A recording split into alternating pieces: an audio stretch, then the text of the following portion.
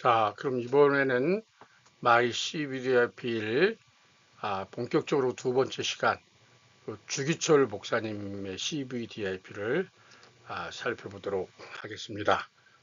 예.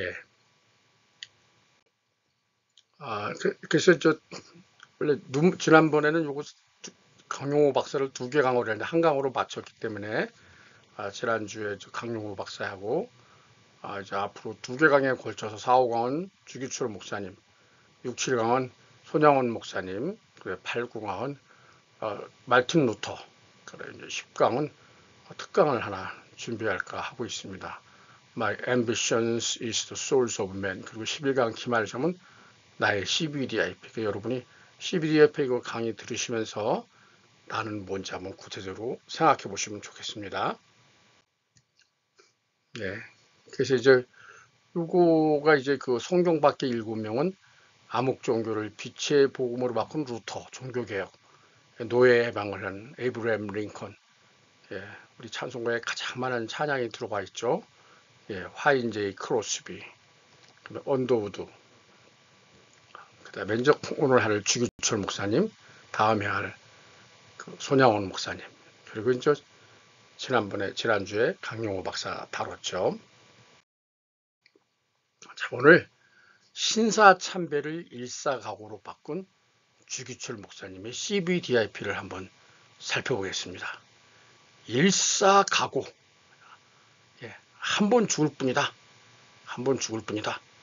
오직 일사각오가 있을 뿐이오니 이 목숨 아끼다가 우리 주님 욕되지 않게 사망 권세에서 나를 이기게 하여 주시옵소서.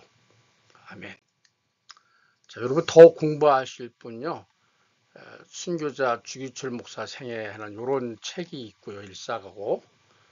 예, 순교자 주기철 상도 있어요. 상도 있고 화도 있는데 저는 이 책 보면서 엄청 많이 울었어요.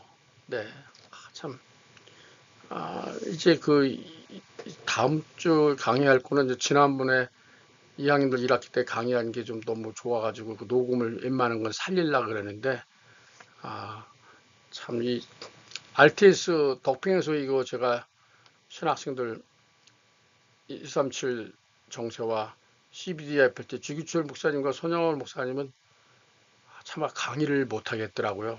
그래서 PPT 영상을 이렇게 만들어서 제가 틀어줬어요. 그냥 제가 목이 매가지고 울먹여서 강의 말을 할 수가 없겠더라고요. 이 삶을 어떻게 이런 삶을 살 수 있을까? 그래서 이게 이제 일부는 그 CTS에서 내가 매일 기쁘게 그 주기철 목사님의 그 가족을 통해서 할아버님 주기철 목사님을 이렇게 돌아보는 그런 프로그램이더라고요. 그래서 거기에 나온 걸 일부는 제가 이렇게 녹화를 했는데 이게 또 유튜브 정책이 또 안 될 수도 있어요. 자, 신앙의 암흑기였던 일제시대. 일본은 기독교인들에게 신사참배를 강요했고 수많은 기독교인들은 탄압의 총칼 앞에 무릎을 꿇었다. 하지만 믿음을 굳건히 지켜낸 이들도 있었다.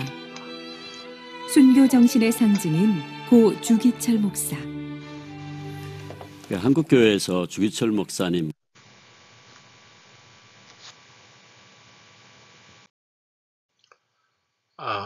여러분 이제 이 책에 보면은 처음에 일부는 언약의 애정 그래가지고 그 주인공들을 소개하고 이분은 그분들의 CVDIP를 유추해내는 그런 식으로 썼거든요. 주기철 목사님은 우리가 잘 아는 일제 치하에서 신사참배를 반대하고 믿음과 신앙의 정절을 지키기 위하여 목숨도 두려워 안고 순교한 한국교회의 위대한 목사님이시다. 아까도 연초에 나왔지만 1938년부터 1944년까지 5차례에 걸쳐서 총 5년 4개월의 투옥 생활을 하면서 약 7년 환란 생활을 했죠. 신사참배 반대운동과 신앙 수호운동의 지도적인 역할을 하셨다. 그는 일사각오의 자세로 일제에 항거하였다.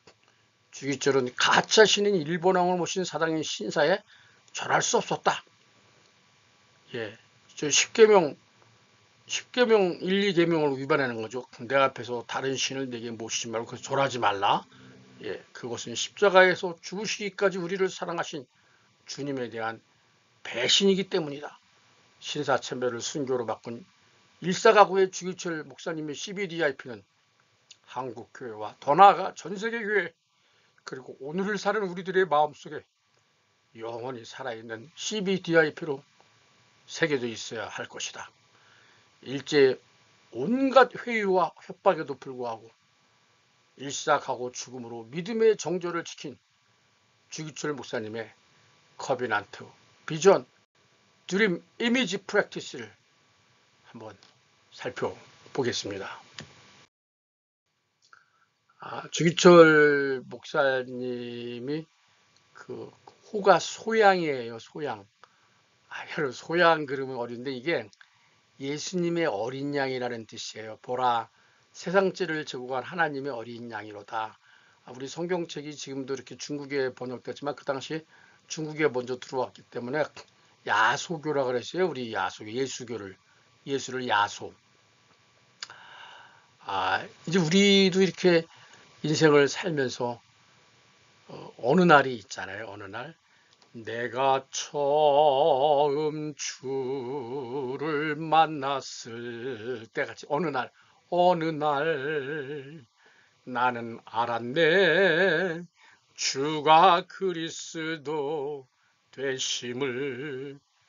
그렇죠. 어느 날 베드로가 마태복음 16장 16절에 고백한 것 같은 주는 그리스도시요 살아계신 하나님의 아들이십니다는 그런 어느 날이 있죠.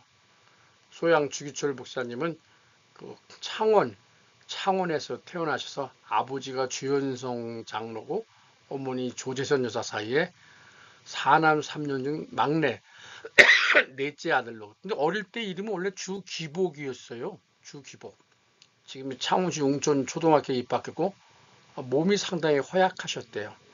성적은 근데 얼떨하게 뛰어나 신동이라 불리기라 했어요. 근데 이 주기복 학생에게 그것도 초등학생 기복이 어느 날이 왔어요. 나라와 민족을 일제강점기 시대니까 생각하는 계기가 왔어요. 그것은 당시 조선문학의 샛별로 들어온 약관 20년 춘원 이광수의 강연이에요. 춘원이 처음에는 변절하지 않았었죠. 개통학교에 들려 학문은 아무도 빼앗을 수 없으니 젊은이들이 열심히 배우고 나라를 다시 찾아야 우리들의 미래도 열린다고 열변을 토하면서 저기 평안북도 정주에 있는 오산학교를 소개했죠. 춘원의 이때 강연은 나라 잃은 서러움과 일제의 탄압에 대한 분노를 일깨워주는 것이었습니다. 춘원의 강연을 통하여 비록 초등학생이지만 어린 소년 주기복은 국가와 민족에 대해서 생각하게 되고 정말 깊은 감동을 받게 되며 이것이 각인됐죠. 각인, 키워드로 자리 잡게 됐습니다. 또 중학생 모습이죠. 커가지고 또 이 춘원 이광수 모습일 거예요. 자, 이게 대동여지던데요. 이 주기철 사는 데는 여기에요. 여기 이 밑에 남단에서 이 평안북도 정주에 있는 오산학교를 뭐 끝에서 끝으로 간다는 거 아니겠어요? 당시 오산학교는 평안북도 정주에 있었으며 민족의 지도자인 남강 이승훈 장로가 설립하고 우리 고당 조만식 장로가 교장을 있었다. 참 그 남강 이승훈 선생, 조만식 장로 뭐 참 정말 우리 민족의 스승이기도 하지만 교회사의 길이 남을 참 훌륭하신 분이죠. 이광수의 강연을 들은 주기복은 망설이지 않고 오산학교에 가리라는 새로운 결심을 했습니다. 이거 잘 될 나무는 떡잎부터 알아본다 하는데 이 소년이 춘원 이광수의 강연을 듣고 초등학생이 이 오산학교에 가겠다는 어떤 이런 결단을, 그래서 제가 볼 때 믿음은 결단인 것 같아요. 그것도 now and here, 지금 즉시로 엘리야가 엘리사 바가는 엘리사에게 겉옷을 벗어주니까 엘리사가 바로 그 솥가는 걸을 버려두고 따라가지 않습니까? 예수님이 제자들한테 나를 따라하니까 배를 버려두고 바로 예, 오산학교는 기복의 고향인 진해에서부터 무려 1500리나 되는 머나먼 길이었죠. 당연히 부모님을 비롯하여 온 가족이 반대했지만 기복은 굽히지 않았죠. 예, 어린 초등학생이지만 나라와 민족에 대한 굳은 결의를 읽은 부모님은 기복의 뜻을 막을 수가 없었습니다. 아브라함은 아브라함으로, 야곱은 이스라엘로, 사울은 바울로 성경의 위대한 인물들을 이름이 바꿔줬듯이 기복은 터, 복, 이것도 다 성경 이름이죠. 너는 복이 될지라. 예, 복의 근원이다. 예, 그래서 이거 거기 있는 자리가 그 터가 복이다 그러는데 그냥 자기는 그냥 복 받는 것보다는 예수님을 정말 철저하게 알아서 뚫어지게 알아서 예, 예수님을 통할 수 있는 예, 그런 기철이 되겠다. 이전에는 그 소당이 있어서 그랬는지 몰라도 초등학생들도 한자를 많이 알았던 거. 요즘에는 우리 한자를 너무 몰라요. 기복이란 이름은 아마도 장로님이신 아버지께서 기복이도 아브라함처럼 그 터와 복 또는 복의 근원이 되리라는 뜻으로 지었을 것 같다. 그러나 어린 기복은 복이 되는 것보다 예수님과 통하고 성경의 현상을 올바르게 꿰뚫어 봐 그 이치를 관통하고야 말겠다는 뜻의 기초를 좋아했던 것 같아요.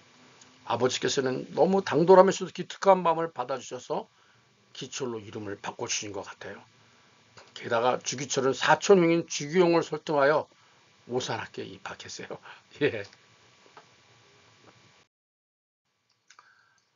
기복의 집에서 가장 먼저 예수를 영접한 사람은 큰형 기원으로 웅천읍에다가 조그마한 교회당을 세울 정도로 열심히 했고요. 어린 기복 랩런트 기복은 친구들과 함께 열심히 어릴 때부터 주일학교에 열심히 다니며 소년 목사 칭호를 듣기도 했대요. 랩런트 기복은 기독교 가문과 주일학교를 통하여 올바른 기독교 신앙을 배우면서 자랄 수 있었다. 일제 강점기지만 이 아버지 어머니 장로고, 예.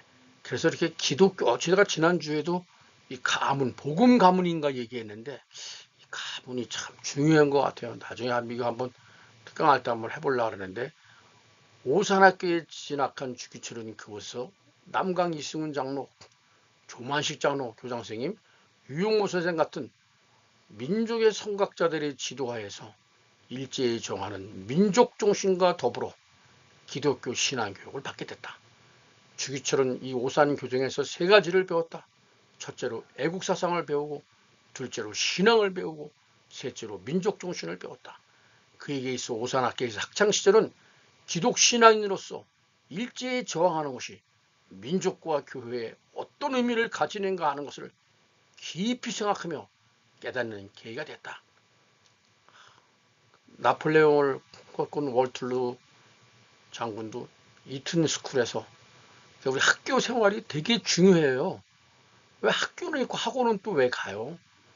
저는 학교 공부가 무지하게 중요하다고 생각하는 사람이에요. 교회, 신앙, 학교와 교회 이 두 개, 믿음과 실력, 영성과 전문성.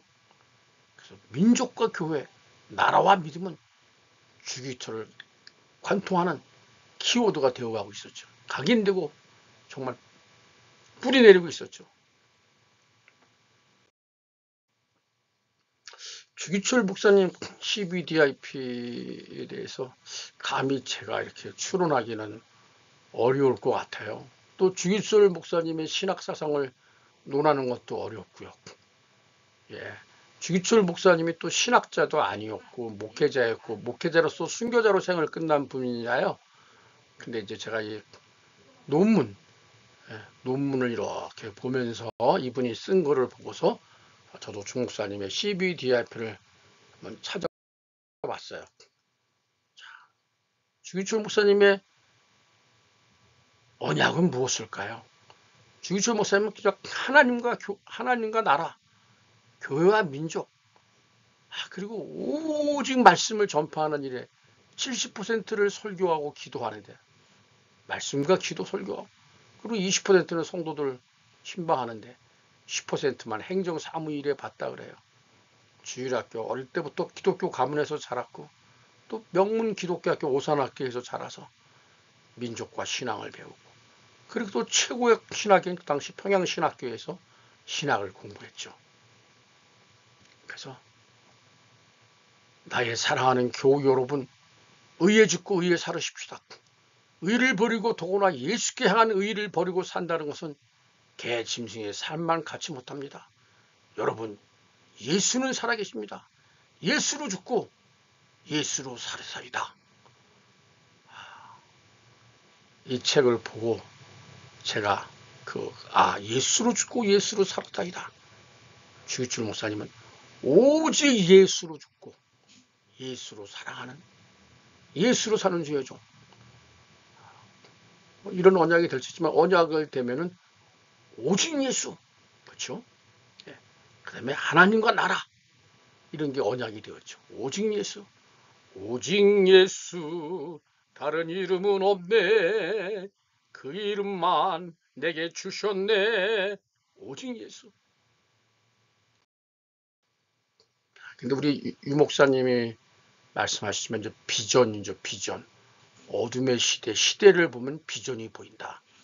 1916년 19세에 오산학교를 졸업한 주기철은 항일 민족 지도자 남강 이승훈과 고당 조만식 선생님의 권유에 따라 헐벗고 굶주리는 민족을 배불리게 할 수 있는 사람이 되고자 연희 전문학교 상과에 진학했습니다. 이게 이제 연세대학교가 이제 그 믿음의 학교니까요. 예, 이제 언더우드 이런 분들이 와서 세우니까.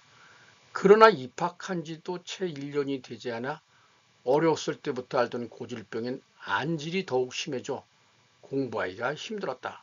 그리고 큰형 기훈이 운영하던 염전과 어업 양쪽에 한꺼번에 기울이죠. 재산 상속 문제로 불화가 일어났다는 소식을 듣고 학업을 중단한 채 고향 웅천으로 돌아와 웅천교회 집사로서 봉사하는 동시에 야가 청년운동에 힘을 쏘게 됐다. 참 이게 이래서 하나님이 모든 것을 예정하시고 인도하신다고 생각해요.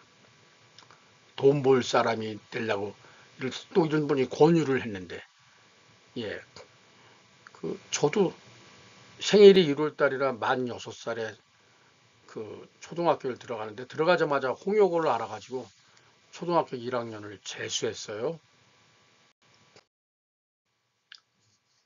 이 우리 성경 말씀 오늘도 이제 주일날 그 사무엘 일부 예배의 사무엘에 대해서 그날 이후로 봤지만 제가 지금 6월 15일 주일날 이걸 미리 녹화를 하고 있습니다. 참 사무엘 상서에 보면은 3장 1절에 아이 사무엘이 엘리 앞에서 여호와를 섬길 때에는 여호와의 말씀이 희귀하여 이상이 흔히 보이지 아니하였더라. 목사님 성경 중 가장 비극적인 문장이라고 이걸 말씀했어요. 하나님의 말씀이 희귀한 시대, 이상이 흔히 보이지 않았죠. 이 말씀이 희귀하니 당연히 그 말씀을 통해 이루어가신 하나님의 일들이 눈에 보이지 않았습니다. 이런 시대가 되어버린 이유는 두 가지인데, 첫째, 이스라엘 백성들의 생활 방식이 말씀 희귀 현상을 일으켰고 하나님의 이상을 볼 수 없게 만들었습니다. 광야를 갈 때 이스라엘 백성이 또 그랬죠. 그래서 그 당시 이스라엘 백성들의 삶 방식은 한마디로 우리 사사기에 나오죠. 자기 소견에 오른 대로 사사기는 이렇게 끝을 맺습니다. 그때 이스라엘에 왕이 없으므로 사람이 각기 자기 소견에 오른 대로 행하였더라. 사실은 왕이 없어서 그런 건 아니죠. 행동하는 기준이 자기 생각, 자기 판단. 하나님의 백성들의 삶의 방식을 결정하는 기준이 하나님이어야 하고 말씀이어야 하는데 이 사람들은 왕이 없음으로라고 변명을 했어요. 사실은 출애굽한 이스라엘 백성들에게는 주변에 나는 이방 나라는 왕이 아니라 늘 하나님께 그들의 왕으로 계셨어요. 이런 건 신정적 하나님이 직접 다스려주는 나라예요. 트루 킹, 킹 오브 킹스, 차왕, 왕중왕. 하나님이 왕인데 다른 왕이 뭐가 필요해요? 사단의 세력을 멸하는 왕 중의 왕이고요. 그죠? 자기 소견에 좋을 대로 행한 이스라엘. 이스라엘 did what seemed right in his own eyes. 자기 눈에 보이는 대로 그걸 옳다고 여겼다 이거죠. 더 큰 문제는 제가 지도자 문제예요. 당시 엘리가 이제 사무엘이 마지막 사사인데 엘리야가 사무엘 앞에 사사이면서 대제사장으로 있었죠. 근데 엘리 제사장은 성전에 있지 아니하고 자기 초소에 있었죠. 어린 사무엘은 성전에 있으면서 언약궤 앞에서 기도했는데, 그리고 실제로 눈이 어두워서 잘 보지 못했을 뿐 아니라 기도도 게을리하고요. 그러다 보니까 이게 참, 이게 누가 그린 건지 참 뚱뚱해요. 비둔해졌다 그래요. 상당히 비대해, 나이가 많고 영적으로 되게 둔감하죠. 그리고 이 홈리와 비느하스 두 아들이 얼마나 행실이 사악했어요. 예? 번제물로 올라오는 것도 제일 좋은 삶을 삼지창으로 뺏어 먹고, 예. 그러나 그걸 사책망도 훈계하지도 않아요. 우리 자녀들을 기를 때 신앙적으로 잘못하는 거 아주 정말 뭐 그냥 따끔하게 정말 흘려. 예배 시간에 막 떠드는 애들 너무 많아요. 나라도 위태하고 가문도 몰락하게 만들어서 지도자의 문제, 지도자가 참 중요해요. 당시 일제는 교활하게도 한국 청년들의 정신을 흐르게 하고 총독 베이스의 증대를 위해 도시마다 홍등가를 만들고 공창제를 운영하는가 하면 아편 재배를 허용하고 담배 생산, 이 마편, 이게 마약 아닙니까? 마약. 한국교회는 이러한 일제의 계략에 대해 성도들에게 금주와 금연을 강력하게 권면했고, 일제를 일어나는 운동에 선봉에 섰던 길선주 목사를 구금함으로써 한국교회를 핍박했다. 더욱이 1917년 그가 존경하던 춘원 이광수의 변절과 춘원이 공개적으로 한국교회를 비판하는 것을 주기처럼 한국교회와 민족에 대해 더욱 깊은 생각을 하게 되었죠. 어린 소년 시절에 정말 롤 모델의 꿈과 같은 춘원 이광수가 변절하다니. 그때 오산학교를 왔는데, 그런 가운데 이제 주기철 목사님이 이제 눈도 좀 치료가 돼서 그 이기선 목사님 속에 안갑수 사모하고 초반에 결혼했대요. 네. 근데 이제 주기철도 1909년 진해 웅천지구 3.1운동의 지도부로 활동하면서 시대와 민족의 현실에 대해 눈을 뜨게 되고요. 그지만 이 정말 이 3.1운동이 실패로 끝났기 때문에 마음 편하게 가정의 행복 속에 빠져 있지 못하고요. 그 당시 많은 크리스천들 역시 하나님이 계시면 우리를 이렇게 일제에서 이렇게 3.1운동이 승리하게 해야 이럴 수가 있냐고 많은 회의에 빠지고 실망감에 다들 이렇게 교회를 등지게 됐다 그래요. 요즘에 우리 단체가 어려움이 많은데 본질을 봐야 돼요. 예, 그거 뭐 PD수첩 뭐 좀 그랬다고. 예, 그래서 이 주기철은 이게 더 이렇게 갈등이 깊어왔어요. 근데 어느 날이 왔어요. 정말 전환점. 예, 다메섹 투상, 다마스커스죠. 예, 마산 문창제일교회에서 한국 최초의 부흥사인 김익두 목사님을 모시고 부흥사경회를 연다는 소식을 듣고 사람들이 술렁을 했죠. 김익두 목사는 깡패에서 치유의 은사를 받은 부흥사로 변해 당시 사람들에게는 놀라움과 존경의 대상이었죠. 소경이 눈을 뜨고 안진뱅이가 거리며 귀머리가 듣는 기적들이 많이 일어났다고 해요. 그 소문을 듣는 순간 주기철의 가슴에서는 무엇인가 뜨거운 것이 분출했어요. 무엇이 나의 가슴을 뜨겁게 하는가. 그렇죠? 뜨거운 것이. 이로 인해 주기철이 신학을 공부해서 목사가 되고 결심하는 전환점이 생기게 됩니다. 이것은 김익두 목사의 부흥의 이적이 났다는 기사를 접하면서부터 주기철은 마산 문창교회에 열렸던 김익두 목사의 부흥 집회에 친구들과 함께 참석하게 되었고, 거기서 그는 그의 생애 동안 한 번도 경험하지 못했던 새로운 영적 체험을 하게 되죠.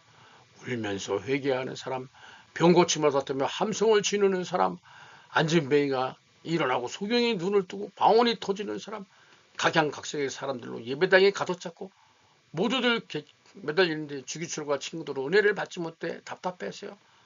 저도 이게 부흥해야 하는데 참 안 되는데 마지막 날 그냥 성령의 역사가 임하는데 막 콧물숨을 싣고 똑같은 것 같아요. 셋째 날 끝까지 해야 돼요. 집회에서 김익두 목사는 그 당시에는 성신이 오셨네, 성신을 받아라 라는 제목의 설교를 통해 예배당은 마치 마가다락방 같이 성령의 불길로 휩싸였다 그래요. 그 성령의 역사가 25살 청년 주기철의 영혼을 송두리째 흔들어 놨죠. 하나님이 성령이 주기철을 확 잡아버린 거예요. 주기철의 마음에 하나님의 성전이, 하나님의 말씀이, 여호와의 망대가 임하는 그런 시간이죠. 갈등하는 청년 주기철은 주기철, 죽음도 두려워 하는 목사 주기철로 바꾸게 되는 터닝 포인트, 바로 그날 그곳이었습니다. 장님이 눈을 뜨게 만드는 것이 아니요, 그것은 내가 아니라 예수님이요. 귀머거리가 귀가 뚫리는 것은 내가 하는 일이 아니라 예수님의 이름으로 성령이 하시는 일이요. 마음이 가난한 자, 마음이 청결한 자는 지금 여기서 역사하시는 하나님을 볼 것이라. 드디어 그날 주기철은 어둠 속에서 헤매던 찾던 그 빛, 허망하면서 그렇게 갈망했던 존재를 찾게 됐죠. 하나님의 특별하신 은총과 부르심, 콜링, 소명이죠. 하나님이 부르신 건 부르실 소자, 콜링, 소명이고, 하나님의 명령을 내는 건 천명이고, 그것이 나의 일이 되면 일사자, 사명이죠.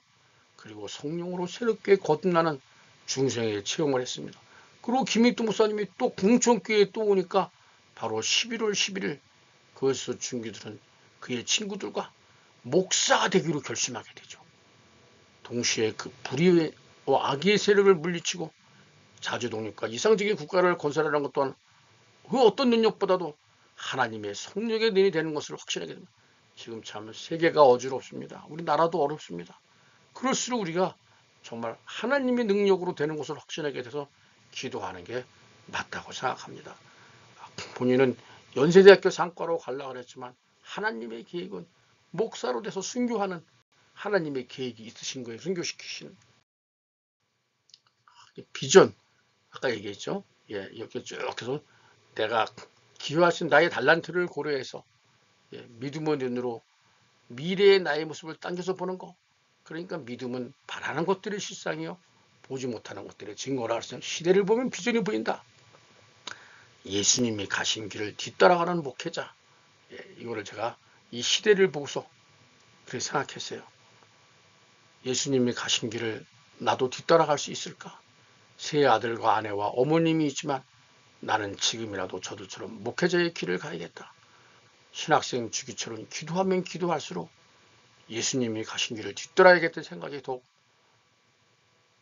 전환쯤에서 이제 평양신학교로 간 주기철 신학생은 어린 이런 성령의 감동과 교회와 민족에 대한 강한 책임감을 느껴서 주기철은 드디어 이제 목사의 길로, 목회자의 길로 1925년 평양신학교를 졸업하고 경남로에서 목사 안수를 받고, 목사 안수를 받는 일제가 서울 남산에 거대한 신궁을 건립했대요. 조선 총독부가 조선을 총칼로 지배하는 본부라면 조선 신궁은 사이비, 정신적 상징이죠. 일제는 조선을 정치적 식민지를 넣어 정신적 식민지로 구축하고 해서 내선일체, 그래서 모든 조선인으로 하여금 신사에 절하도록 강요했죠. 이게 우리가 이제 정치학을 배우다 보면요, 이 정치 체제, political 시스템에서 배우는데요, 이 종교와 정치는 분리돼서 왕정 시대에도 신녀가 따로 있었어요. 왕이 있었어도. 근데 이 정치 지도자가 종교 지도자를 겸하는 게 신정체거든요. 지금 먼저 이란이 이스라엘하고 막 지금 공격적으로 전쟁하고 있는데, 대통령도 있지만 대통령보다 더 높은 사람이 종교 지도자 하메네이 아닙니까? 종교. 근데 이 정치 지도자가 신이 정치를 하면 이게 신정체제가 되죠. 데오크라시라 그러는데, 북한의 정치체제는 사이비 김일성 교가 주도하는 김일성, 김정일, 김정일을 신인으로 받들도록 강요하는 신정체제입니다. 참 제가 현대 북한 책도 썼지만 참 북한 참 이게 정말 기도할 일이 너무 같아요. 일제도 마찬가지로 조선으로 하여금 일본 왕을 사이비 신으로 받들도록 경배하도록 강요했죠. 결국 조선은 일본의 속국이요, 조선인은 노예가 됐죠. 이와 같은 암울한 시기에 주기철은 목회자의 길을 걷게 된 것입니다. 특히 민족학교인 오산 교정에서 민족과 신앙을 철저히 키운 주목사님께 있어서 하나님이 아닌 일본 신사에게 절하는 건 10계명 중 제1계명을 배반하는 행위였다. 주목사님은 예수님처럼 자신에게 철저할 뿐만 아니라 하나님을 사랑하고 이웃을 사랑하는 제1되는 계명을 솔선수범했습니다. 그런 예수님이 가신 길을 뒤따르는 참된 주의 종이요 목회자가 되고자 하였습니다. 하나님과 나라를 사랑하는 성령 충만한 목회자의 언약 위에 예수님이 가신 길을 뒤따라가는 목회자라는 비전이 당시 시대 상황과 일치되면서 또 배치되면서 참 주목사님 앞길엔 가시밭길이 예상됐습니다. 오직 예수, 다른 이름은 없는 그 언약 위에 주목사님의 그 목회 철학은 두 기둥이 있는데 하나는 말씀이고 하나는 기도예요. 철저히 말씀과 기도 중심의 목회로 일관했대요. 말씀과 기도에서 시작되었고 말씀과 기도로 살았고 시작도 끝도 말씀과 기도래요. 그래서 그에게 성경 말씀 없이는 그의 생을 평가 없을 정도로 그에게 성경 말씀은 삶과 목회의 근간이었대요. 성경 말씀에 철저하지 않았다면 그의 목회도 순교도 있을 수 없을 것이다. 또 주기침서 어릴 때부터 아버님 주현성 장로의 영향을 받았다 그래요. 부친이 기독교로 개정할 때 성경 말씀을 통해 진리를 터득한 것처럼 주기철도 기독교를 접하게 되었을 때 그때부터 신구약 성경을 여러 번 통독하고 입교하게 됐대요. 신학교를. 그는 처음부터 맹목적이나 근거 없이 기독교 신앙을 받아들이지 않는 모습을 보여주었다 그래요. 그렇기 때문에 한마디로 그의 삶과 목생은 말씀과 기도, 마치 우리 장로교를 창시한 존 켈빈, 요한 켈빈 같이 말씀이 가라 하면 가고 말씀이 서라 하면 멈추는 말씀에 이끌리는 삶이 된 것 같아요. 정말 여기 논문에도 이렇게 나왔더라고요. 성경과 기도 중심의 신학. 그리고 이 말씀 중심은 설교에서 구체적으로 나왔다 그래요. 70%는 설교에, 20%는 신방에, 10%는 사무에. 주일주일은 주일 지나고 월요일부터 다음 주일 설교를 준비하기 시작하여 금요일에 마치고 금요일과 토요일은 준비한 설교를 위해 기도했대요. 이렇게 설교를 준비하고 나면 얼굴이 병 앓고 난 사람처럼 헬스케졌다고 해요. 이 무학산에 종종 올라가 며칠 밤씩 있으면 기도하고 준비하는 때도 많았대요. 이렇게 준비하고 기도하고 강단에 나서면 얼굴빛은 빛나고 동작은 긴장하고 말소리는 쟁쟁하고 태도에서부터 능력이 나타났대요. 주목사님의 설교를 다른 사람이 그대로 말하든지 글로 써놓으면 그게 뭐 벌하지도 않았지만 사람들은 주목사님 자신이 긴장하고 경건한 태도로 있기 때문에 만인의 관계. 이게 뭐냐 하면은 아무리 내용이 좋아도 기도함으로 성령이 역사하지 않으면 기도하지 않으면 안 되는. 저는 교수이기 때문에 제가 아는 지식을 얘기하면 되지만 목사님은 하나님의 말씀을 전하기 때문에 설교 원고만 준비하면 되는 게 아니에요. 주목사님 보세요. 주목사의 설교는 그의 신앙 고백이요, 그의 생활이요, 그의 정신을 피로 인친 것입니다.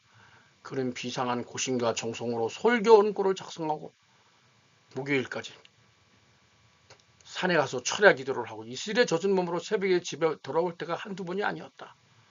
그래서 주목사의 설교가 힘있고 성도들의 마음을 움직일 수 있도록 그의 기도가 뒷받침되기 때문이다. 기도 없는 설교는 사람들의 마음을 움직일 수 없다는 평범한 진리를 우리에게 다시 한번 알려주고 있다. 주일 아침이 되면 주목사는 하나님의 말씀을 전하는 감사함으로 말할 수 없는 기쁨과 희열을 느낀다고 한다. 주목사님의 목회 원칙은 신방보다 오히려 설교에 집중되었다고 한다.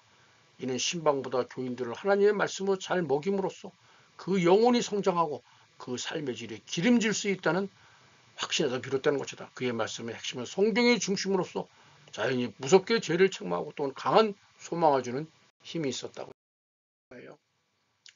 주목사님은 다음 주일 설교를 주로 월요일 새벽 기도를 통해 구성하고는 이어서 설교자를 큰 대지들을 1대지, 2대지를 만들어 묵상하여 목요일에 설교 원고를 집필했대요. 설교 원고를 집필하니 일체 외출도 하지 않고 교인들의 방문도 상가도록 강구하고 온종일 설교 원고를 작성했어요. 이렇게 만들어진 원고를 토요일 밤까지 계속 기도하면서 거의 암송하다시피 하여 주일 강단에 들고 올라가서 혼신의 힘을 다해 설교했대요. 그는 1시간 설교에 일주일 내내 시간을 들였고 설교할 때는 언제나 첫 설교를 하는 것처럼 조심스럽게 가다듬며 주일날 설교를 해서 은혜 중에 마치고 늘 주일 아침은 금식했대요. 또 좀 이거 보면 재밌는 게 설교 시간을 30분을 넘기지 않았고요. 준비한 설교가 남아있어도 더 이상 설교하지 않고 30분에서 마무리 졌대요. 따라서 그의 설교를 듣는 모든 성도들은 긴장과 감동과 여운을 주는 생명력이 넘치는 우렁찬 음성의 웅변의 기교가 가미되어 경건하고 긴장된 자세로 온 시대의 그 설교를 끝나고 나면 그의 상의는 항상 땀으로 흠뻑 젖곤했대요. 주목사의 설교 하나하나가 모두가 피땀나는 기도와 체험의 소산으로 이룩된 공든 답이라고 할 수 있어요. 주목사님이 그 유명한 산정원교회 초빙을 받고 향한 첫 설교도 철저한 말씀 중심의 교회를 이끌 것을 천명했다 그랬잖아요. 이제 그 부산 초량교회가 이제 30살의 나이로 평양신학교를 졸업한 부산 초량교회 담임 목사로 했는데 여기가 뭐 168계단이라는 소위 달동네래네요. 부산도 보니까 각각 비탈이 많더라고요. 이모선님 살던 데도 그렇지만 지금처럼 먼저 스스로에게 철저해야 돼요. 당시 70원이었던 사례비를 60원으로 깎고 결혼할 때 부인이 가져온 6,000평 논 30마지기 차츰 팔아서 구제하는 데 썼대요. 주목사는 개인과 가정보다는 교회에 전념하면서 오로지 기도와 성경 공부를 강조하며 성도들의 신앙을 이끌었습니다. 그 결과 부임한 지 1년도 안 된 교인 수가 100여 명에서 600명으로 증가했대요. 주기철 목사님이 부산 초랑교에서 첫 시작을 할 때 모든 기준이 예수님이에요. 예수님이라면 어떻게 했을까? 그리고 자신보다는 교회와 성도가 우선이었다. 참 지금은 이런 주기철 목사 같은 것도 보기 힘들 것 같아요. 그래서 예수님의 가신 길을 뒤따라가는 목회자가 그의 비전이 되었을 것 같아요. 이게 그 논문에 보면 주목사는 항상 청빈 생활로 목회자의 삶의 모범을 보이려 했다. 안갑수 산부가 시집올 때 친정에서 받은 유산 전다 6,000평을 팔아서 가난한 사람들을 구제한 것은 그의 삶의 모습을 여실히 보여준 산 증거였어요. 누구든지 나를 따라오거든 처자나 재산이나 전답을 모두 버리고 십자가만 지고 따르라. 하나님과 재물을 겸하여 섬길 수 없다. 재산 처리로 가끔 아내는 영희 엄마 이보시오. 그 재산 때문에 기도가 안 돼요. 게다가 설교를 가난한 자에게 구제하라는 말을 도무지 할 수가 없어요. 나도 안 하는 구제를 어떻게 교인들에게만 할 수 있겠어. 그거 팔아치웁시다. 참. 그러면 주목사님의 꿈은 무엇이었을까요? 정말 막연한 꿈이 아니고 생생하고 분명한 vivid dream equal realization이라고 그랬죠. 주목사님의 꿈, 저 일사각오라는 말로 표현했어요. 하나님을 배신하지 않는 목회자. 마산 제일 문창교회로 이제 그 다음에 부임하시게 됐는데요. 여기서도 주목사님은 마산을 내려보는 무악산에서 민족과 교회를 기도했다 그래요. 거기 학봉 참 가보고 싶더라고요. 근데 여기 정말 십자가가 선명히 생겨진 십자가 바위가 있어요. 이곳이 주목사님의 기도처였대요. 이 아찔한 바위에서 식민지체의 주기철 목사는 매일 밤마다 부르짖었대요. 나라와 믿음이라는 두 키워드를 항시 가슴에 각인한 담은 주기철 목사는 전국을 누비며 기독교 부흥을 이끌어냈대요. 가는 곳마다 불신자를 회개시키며 부흥의 불길을 일으켜 다시 교회는 그를 한국교회 부흥의 종이라고 일컬었대요. 주목사의 설교가 폭발적인 부흥을 일으킨 중 하나는 교권이든 권력이든 불이라고 판단되면 주님의 이름으로 말씀의 이름으로 성경을 주저없이 비판해 일제에 억눌린 사람들에게는 가뭄의 담비 같았기 때문이래요. 이게 이제 십자가 바위예요. 내게는 우리 주 예수 그리스도의 십자가 외에 결코 자랑할 것이 없으니 그리스도로 말미암아 세상이 나를 대하여 십자가에 못 박히고 내가 또 세상을 대하여 그러하니라. 내가 그리스도와 함께 십자가에 못 박혔나니. 그렇죠. 여기에서 이렇게 밤이 맞도록 이렇게 기도를 설교용으로 다 쓴 다음에 이걸 기도하시면서 이건 일본 청년이 주기철 목사님을 연구하기 여기 왔더라고요. 저도 여기 한번 참 가보고 싶은데 이렇게 이슬을 맞기까지 기도하시고 내려오시는 거죠. 신이시여, 당신은 다른 사람들이 다 외면하는 거린과 나한 자의 벗이 되었나이다. 존귀하신 당신이 그토록 낮아졌으니 비천한 저는 어디까지 낮아져야 하겠습니까? 당신이 제자들의 발을 씻기셨으니 나는 나한 자의 발을 핥게 하여 주시옵소서. 모든 사람의 발 앞에 짓밟히는 먼지와 티끌이 되게 하여 주시옵소서. 우리 그 흙으로 사람을 지었다 그러잖아요. 근데 그 흙을 보면은 영어 성경에는 dust, 티끌, 먼지로 돼 있더라고요. 우리가 먼지예요. 우리 먼지인데 여기에 영이 온 거예요. 이제 다음은 이거 내가 매일 기쁘게 나오는 건데, 여기 이제 또 자꾸 너무 영상을 많이 쓰면 안 되기 때문에, 아, 주기철 목사님은 오남일녀의 자녀가 있었고요. 첫 부인은 사별하고 재혼을 하셨어요. 일남일녀는 병사했고요. 주 목사님이 44년엔 감옥에서 순교하시고, 사모는 재혼하신 사모는 그 다음에 암으로 돌아가셨다고 그러고요. 부모를 잃은 네 아들은 고아원에 가서 살게 됐다고. 참 이게 참 순교자의 자녀가 참 이렇게 살아야 되는지요. 예, 첫째 아들인 주용진 전사도 6.25 일어나기 전에 공산당에 순교를 당했고요. 둘째 아들 영만은 어머니의 철저한 신앙교육에 저항을 했다고 해요. 그래서 주기철 목사님이 감옥에만 가면 일주일간 금식 기도를 나중에 이제 오종모 사모라고 강제로 한해 화가 나서 어머니에 대들기도 했는데 결국 세월이 지나서 교회에 돌아왔다고요. 셋째 아들인 주영의 장로는 아버지를 이어 자녀들에게 목사와 전도사가 무려 7명, 사모가 3명 나왔다고 해요. 넷째 아들 주광주 장로는 사업가로 성공했고 다니면서 아버지에 대한 간증 집회를 주광주 장로는 많이 저도 듣다는 얘기 들은 것 같아요. 이게 이제 다 식구들이죠. 주기철 목사님의 자녀들. 예. 사진 설명을 하겠습니다. 좌측에 그 주기철 목사님의 첫 번째 부인인 그 안갑수 사무, 그 주광조 장로 막내 100일 기념에 아마 사진 찍으신 것 같아요. 그리고 이제 병사로 소천을 하셨고요. 두 번째 사모가 이제 오종모 사모예요. 제가 이 오종모 사모를 얘기하려니까 목이 매가지고 말을 잘 하지를 못하겠네요. 처음에 때 주기철 순교자 주기철 목사님의 상하책 소개할 때 제가 주기철 목사님 거는 뭐 엉엉 울면서 읽어서 잘 못 읽었는데 오종모 사모에 대해서 너무 많은 은혜를 받았어요. 참 겉으로 보면 인정사정도 없고 피도 없고 매몰찬 여자같이 보이는데 하나님을 향한 열심에서는 오직 예수, 오직 하나님밖에 없어요. 오히려 주 목사님보다도 더 강한 것 같더라고요.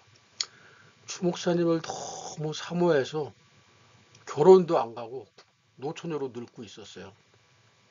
근데 안갑수 사모가 소천하니까 스스로 루시 보아스에 들어가듯이 주기철 목사님께서 저를 아내로 맞이해 달라고 그렇게 하신 것 같아요. 그리고 그 피고름 나는 거 다 빨면서 목바라지 다 해고 그렇게 하셨는데 제가 성경을 읽다 깜짝 놀란 게 또 하나 있는데 돌들이 소리지르 예수님이 예루살렘 입성할 때 너희들이 찬양하지 않으면 돌들이 소리지르게 하겠다. 요셉에게 야곱이 사랑했지만 어머니 라헬이 요셉에게 그 믿음이 불필요한 거 아니에요. 그러니까 하나님이 베냐민 나타 라헬을 데려가시잖아요. 이거 참 이 상하 주기철 목사님께 나온 얘기라 제가 상당히 조심스럽습니다. 아마 안갑수 사모가 주기철 목사님 순교에는 적합하지 않아서 하나님께서 일찍 불러가지 않으셨을까 생각하고 오종무 사모를 예비했다가 시집도 안 가게 하고 주기철 목사님의 순교를 돕게 했던 것 같습니다. 다음에 조금 더 얘기하도록 하겠습니다. 그 다음에는 이 드림을 더 얘기하고 이미지 프랙티스를 더 할 수 있도록 하겠습니다. 제가 이제 목 상태가 하도 안 좋아서 잘 들릴지 모르겠습니다. 그러니까 주기철 목사님에 대해서 정말 묵상하는 귀한 시간이 됐으면 좋겠습니다. 수고하셨습니다. 또 결론과 포럼 그런 것도 여러분이 출석 과제로 쓰시면 되겠습니다. 수고하셨습니다.